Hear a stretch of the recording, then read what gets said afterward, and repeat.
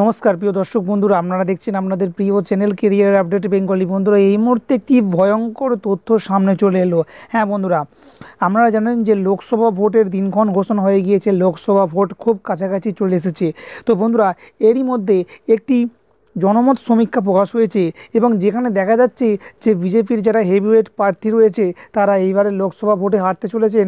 আবার টিএমসির বেশ কিছু হেভিওয়েট প্রার্থী যাদেরকে টিএমসি দাঁড় করিয়েছে তারাও হারতে চলেছেন। এই মুহূর্তের সবচেয়ে বড় আপডেট।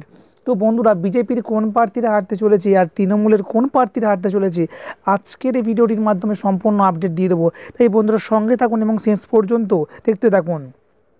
তো আর কিছু দিন বাকি রয়েছে, তারপরেই 2024 সালের লোকসভার নির্বাচনের ভোট গ্রহণ প্রক্রিয়া শুরু হয়ে যাবে।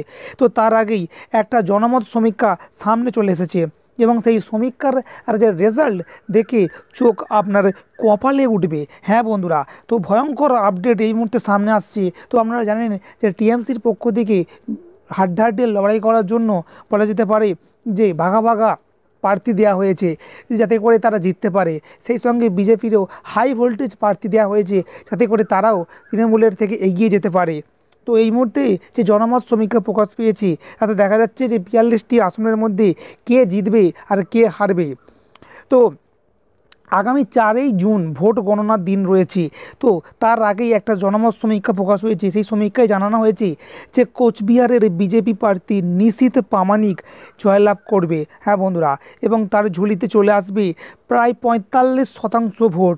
অন্যদিকে তৃণমূল প্রার্থী জগদীশ বাসুনিয়া পেতে পারেন 38% ভোট।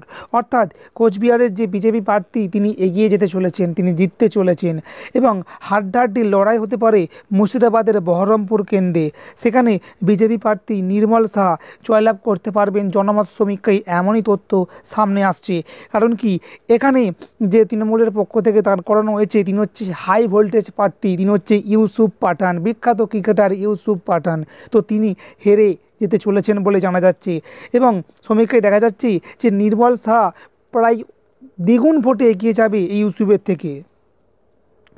এবং বন্ধুরা, আপনারা জানেন যে এটা হচ্ছে অধীর রঞ্জন চৌধুরীর একটি বড় গড় এলাকা। তো অধীর রঞ্জন চৌধুরী তিনিও এই এলাকায় সেভাবে কোনো সুবিধা করতে পারবেন না বলে জনমত সমীক্ষায় উঠে আসছে।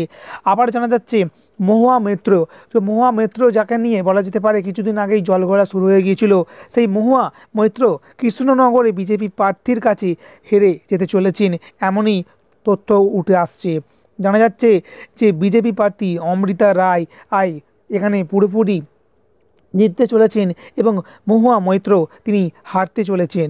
এবং সেই সঙ্গে আরও আপডেট সামনে আসছে, জানা যাচ্ছে দিলীপ ঘোষ বিজেপির একজন বলা যেতে পারে বড় প্রার্থী, হাই ভোল্টেজ একজন নেতা। তো তিনিও বর্ধমান দুর্গাপুর কেন্দ্র যে রয়েছে সেখানে তিনি হারতে চলেছেন। এই কেন্দ্রে জিততে পারেন তৃণমূল প্রার্থী কীর্তি আজাদ, এমনই তথ্য উঠে আসছে জনমত সমীক্ষায়। হ্যাঁ বন্ধুরা, দিলীপ ঘোষ যাকে বলা যেতে পারে যে কেন্দ্র বদল করে অন্য কেন্দ্রে দেওয়া হয়েছে, তো তিনিও পরাজয়ের মুখ দেখতে চলেছে বলে জানা যাচ্ছে। তো ডায়মন্ড হারবার লোকসভা কেন্দ্র হাই ভোল্টেজ কেন্দ্র, তো সেখানে ইতিমধ্যে বিজেপি প্রার্থী ঘোষণা করে দিয়েছে, আপনারা জানেন।